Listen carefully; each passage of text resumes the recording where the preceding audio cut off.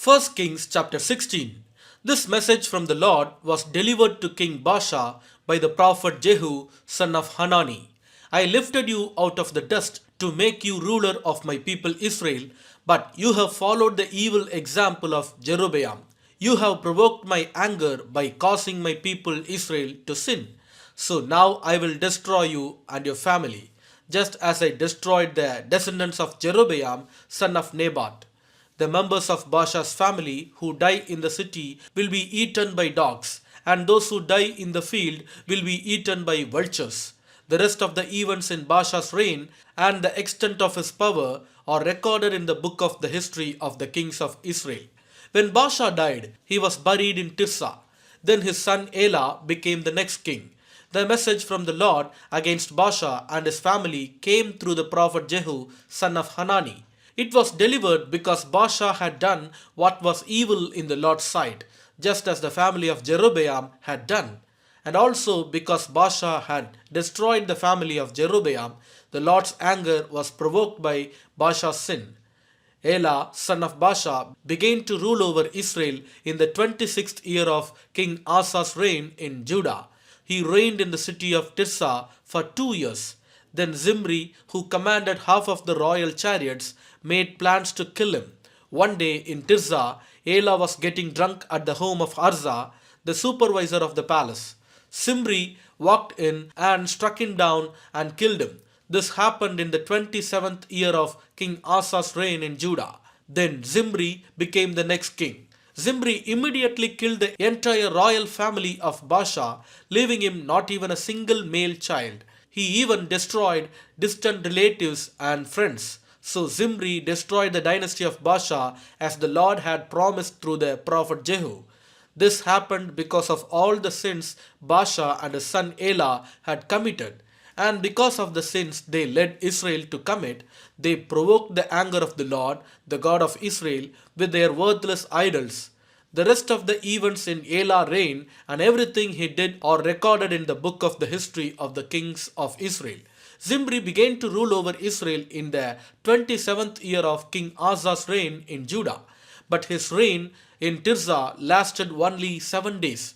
The army of Israel was then attacking the Philistine town of Gibbethon. When they heard that Zimri had committed treason and had assassinated the king, that very day they chose Omri, commander of the army, as the new king of Israel. So Omri led the entire army of Israel up from Gibbethon to attack Tirzah, Israel's capital. When Zimri saw that the city had been taken, he went into the citadel of the palace and burned it down over himself and died in the flames. For he too had done what was evil in the Lord's sight. He followed the example of Jeroboam in all the sins he had committed and led Israel to commit. The rest of the events in Zimri's reign and his conspiracy are recorded in the book of the history of the kings of Israel. But now the people of Israel were split into two factions. Half the people tried to make Tibni, son of Gibnath, their king, while the other half supported Omri. But Omri's supporters defeated the supporters of Tibni, so Tibni was killed and Omri became the next king. Omri began to rule over Israel in the 31st year of King Asa's reign in Judah. He reigned 12 years in all, 6 of them in Tirzah. Then Omri bought the hill now known as Samaria from its owner, Shemer, for 150 pounds of silver. He built a city on it and called the city Samaria in honor of Shemer.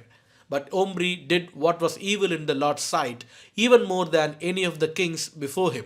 He followed the example of Jeroboam, son of Nebat, in all the sins he had committed and led Israel to commit. The people provoked the anger of the Lord, the God of Israel, with their worthless idols. The rest of the events in Omri's reign, the extent of his power, and everything he did are recorded in the book of the history of the kings of Israel. When Omri died, he was buried in Samaria. Then his son Ahab became the next king. Ahab, son of Omri, began to rule over Israel in the 38th year of King Asa's reign in Judah. He reigned in Samaria 22 years. But Ahab, son of Omri, did what was evil in the Lord's sight, even more than any of the kings before him. And as though it were not enough to follow the sinful example of Jeroboam, he married Jezebel, the daughter of King Ethbaal of the Sidonians, and he began to bow down in worship of Baal. First, Ahab built a temple and an altar for Baal in Samaria. Then he set up an Asherah pole. He did more to provoke the anger of the Lord, the God of Israel, than any of the other kings of Israel before him. It was during his reign that Hail, a man from Bethel, rebuilt Jericho. When he laid its foundations, it cost him the life of his oldest son Abiram, and when he completed it and set up its gates, it cost him the life of his youngest son Segub. This all happened according to the message from the Lord concerning Jericho spoken by Joshua son of Nun. 1 Kings chapter 17. Now Elijah, who was from Tishbe in Gilead, told King Ahab, "As surely as the Lord, the God of Israel, lives, the God I serve, there will be no dew or rain during the next few years until I give the word." Then the Lord said to Elijah, "Go to the east and hide by Kerith brook near where it enters the Jordan river. Drink from the brook and eat what the ravens bring you, for I have commanded them to bring you food." So Elijah did as the Lord told him, and camped beside Kerith brook east of the Jordan. The ravens brought him bread and meat each morning and evening, and he drank from the brook.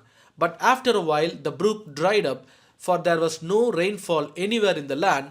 Then the Lord said to Elijah, "Go and live in the village of Sarephath, near the city of Sidon. I have instructed a widow there to feed you." So he went to Sarephath. As he arrived at the gates of the village, he saw a widow gathering sticks, and he asked her, "Would you please bring me a little water in a cup?" As she was going to get it, he called to her, "Bring me a bite of bread too." But she said, "I swear by the Lord your God that I don't have a single piece of bread in the house, and I have only a handful of flour left in the jar and a little cooking oil in the bottom of the jug. I was just gathering a few sticks to cook this last meal, and then my son and I will die." But Elijah said to her, "Don't be afraid. Go ahead and do just what you have said. But make a little bread for me first. Then use what's left to prepare a meal for yourself and your son. For this is what the Lord, the God of Israel, says: There will always be flour and olive oil left in your containers until the time when the Lord sends rain and the crops grow again." So she did as Elijah said, and she and Elijah and her family continued to eat for many days. There was always enough flour and olive oil left in the containers, just as the Lord had promised through Elijah. Sometime later, the woman's son became sick. He grew worse and worse, and finally he died. Then she said to Elijah, "O man of God, what have you done to me? Have you come here to point out my sins and kill my son?" But Elijah replied, "Give me your son." And he took the child's body from her arms, carried him up the stairs to the room where he was staying, and laid the body on his bed. Then Elijah cried out to the Lord, "O Lord my God, why have you brought tragedy to this widow who has opened her home to me, causing her son to die?" And he stretched himself out over the child 3 times and cried out to the Lord, "O Lord my God, please let this child's life return to him." The Lord heard Elijah's prayer, and the life of the child returned, and he revived. Then Elijah brought him down the upper room and gave him to his mother. "Look," he said, "your son is alive." Then the women told Elijah, "Now I know for sure that you are a man of God, and that the Lord truly speaks through you." 1 Kings chapter 18. Later on, in the 3rd year of the drought, the Lord said to Elijah, "Go and present yourself to King Ahab. Tell him that I will soon send rain." So Elijah went to appear before Ahab. Meanwhile, the famine had become very severe in Samaria. So Ahab summoned Obadiah, who was in charge of the palace. Obadiah was a devoted follower of the Lord. Once, when Jezebel had tried to kill all the Lord's prophets, Obadiah had hidden 100 of them in 2 caves. He put 50 prophets in each cave and supplied them with food and water. Ahab said to Obadiah, We must check every spring and valley in the land to see if we can find enough grass to save at least some of my horses and mules. So they divided the land between them. Ahab went one way by himself, and Obadiah went another way by himself. As Obadiah was walking along, he suddenly saw Elijah coming toward him. Obadiah recognized him at once and bowed low to the ground before him. Is it really you, my lord Elijah? He asked. Yes, it is, Elijah replied. Now go and tell your master Elijah is here. Oh, sir, Obadiah protested. What harm have I done to you that you are sending me to my death at the hands of Ahab? For I swear by the Lord your God that the king has searched every nation and kingdom on earth from end to end to find you. And each time he was told, Elijah is not here, King Ahab forced the king of that nation to swear to the truth of his claim. And now you say, go and tell your master, Elijah is here. But as soon as I leave you, the Spirit of the Lord will carry you away to who knows where. When Ahab comes and cannot find you, he will kill me. Yet I have been a true servant of the Lord all my life. Has no one told you, my Lord, about the time when Jezebel was trying to kill the Lord's prophets? I hid 100 of them in 2 caves and supplied them with food and water. And now you say, go and tell your master, Elijah is here. Sir, if I do that, Ahab will certainly kill me. But Elijah said, I swear by the Lord Almighty, in whose presence I stand, that I will present myself to Ahab this very day. So Obadiah went to tell Ahab that Elijah had come. And Ahab went out to meet Elijah. When Ahab saw him, he exclaimed, so, is it really you, you troublemaker of Israel? I have made no trouble for Israel. Elijah replied, you and your family are the troublemakers, for you have refused to obey the commands of the Lord and have worshipped the images of Baal instead. Now summon all Israel to join me at Mount Carmel, along with the 450 prophets of Baal and the 400 prophets of Asherah who are supported by Jezebel. So Ahab summoned all the people of Israel and the prophets to Mount Carmel. Then Elijah stood in front of them and said, how much longer will you waver, hobbling between two opinions? If the Lord is God, follow him. But if Baal is God, then follow him. But the people were completely silent. Then Elijah said to them, I am the only prophet of the Lord who is left, but Baal has 450 prophets. Now bring 2 bulls. The prophets of Baal may choose whichever one they wish and cut it into pieces and lay it on the wood of their altar, but without setting fire to it. I will prepare the other bull and lay it on the wood on the altar, but not set fire to it. Then call on the name of your God, and I will call on the name of the Lord.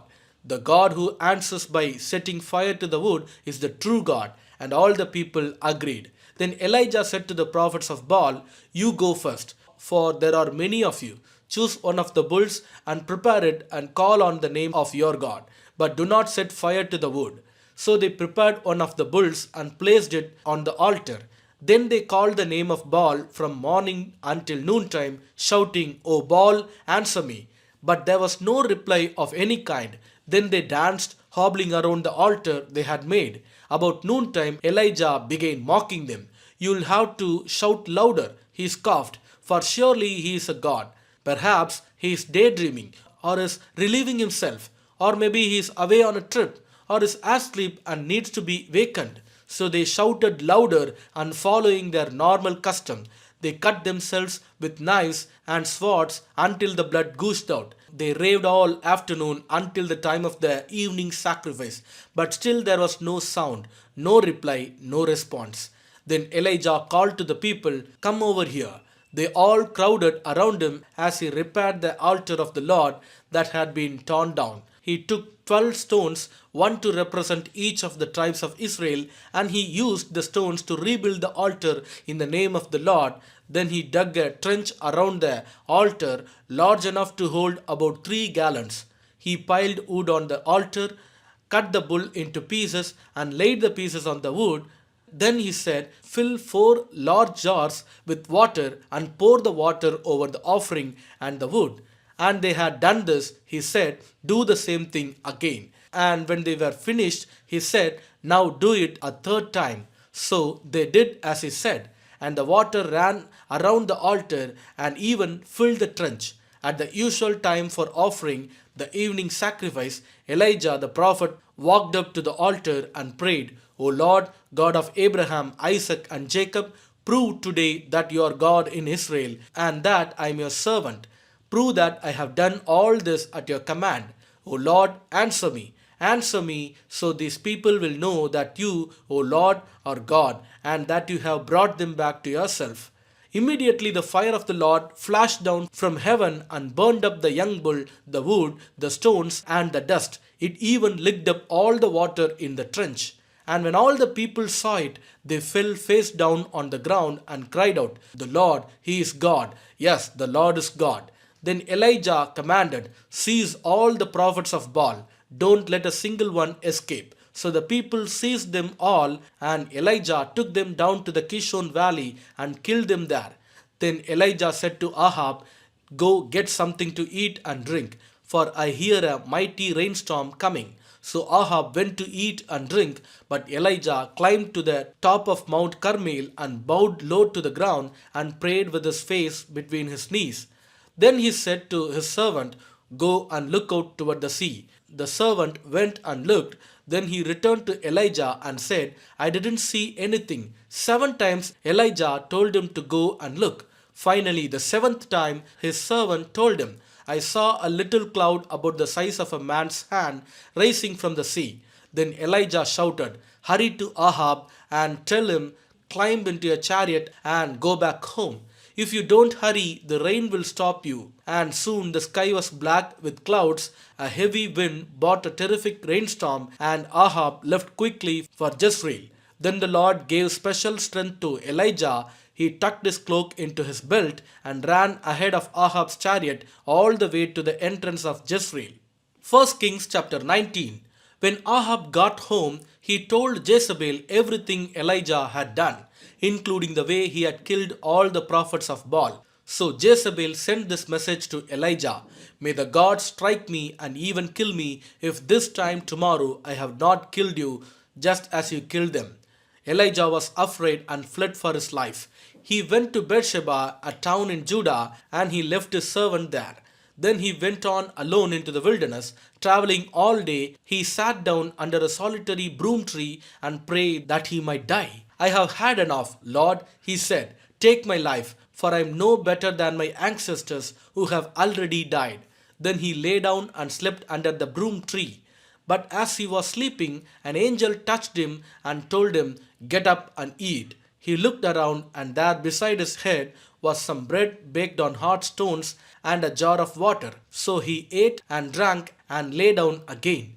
Then the angel of the Lord came again and touched him and said, Get up and eat some more, or the journey ahead will be too much for you. So he got up and ate and drank, and the food gave him enough strength to travel 40 days and 40 nights to Mount Sinai, the mountain of God. There he came to a cave where he spent the night. But the Lord said to him, What are you doing here, Elijah? Elijah replied, I have zealously served the Lord God Almighty. But the people of Israel have broken their covenant with you, torn down your altars, and killed every one of your prophets. I am the only one left, and now they are trying to kill me too. Go out and stand before me on the mountain. The Lord told him, and as Elijah stood there, the Lord passed by, and a mighty windstorm hit the mountain. It was such a terrible blast that the rocks were torn loose, but the Lord was not in the wind. After the wind, there was an earthquake, but the Lord was not in the earthquake. And after the earthquake, there was a fire, but the Lord was not in the fire. And after the fire, there was the sound of a gentle whisper. When Elijah heard it, he wrapped his face in his cloak and went out and stood at the entrance of the cave, and a voice said, What are you doing here, Elijah? He replied again, I have zealously served the Lord God Almighty, but the people of Israel have broken their covenant with you, torn down your altars, and killed every one of your prophets. I am the only one left, and now they are trying to kill me too. Then the Lord told him, Go back the same way you came, and travel to the wilderness of Damascus. When you arrive there, anoint Hazael to be king of Aram. Then anoint Jehu, grandson of Nimshi, to be king of Israel. and anoint Elijah, son of Shaphat, from the town of Abel Meholah, to replace you as my prophet. Anyone who escapes from Hazael will be killed by Jehu, and those who escape Jehu will be killed by Elisha. Yet I will preserve 7,000 others in Israel who have never bowed down to Baal or kissed him. So Elijah went and found Elisha, son of Shaphat, plowing a field. There were 12 teams of oxen in the field, and Elisha was plowing with the 12th team. Elijah went over to him and threw his cloak across his shoulders and then walked away. Elisha left the oxen standing there, ran after Elijah, and said to him, "First let me go and kiss my father and mother goodbye, and then I will go with you." Elijah replied, "Go on back, but think about what I have done to you." So Elisha returned to his oxen and slaughtered them. He used the wood from the plow to build a fire to roast their flesh. He passed around the meat to the townspeople, and they all ate. Then he went with Elijah as his assistant. Psalms chapter 82. God presides over heaven's court. He pronounces judgment on the heavenly beings. How long will you hand down unjust decisions by favoring the wicked? Give justice to the poor and the orphan. Uphold the rights of the oppressed and the destitute. Rescue the poor and helpless. Deliver them from the grasp of evil people. But those oppressors know nothing. They are so ignorant. They wander about in darkness while the whole world is shaken to the core. I say, you are gods, you are all children of the Most High. But you will die like mere mortals and fall like every other ruler. Rise up, O God, and judge the earth, for all the nations belong to you. Amen.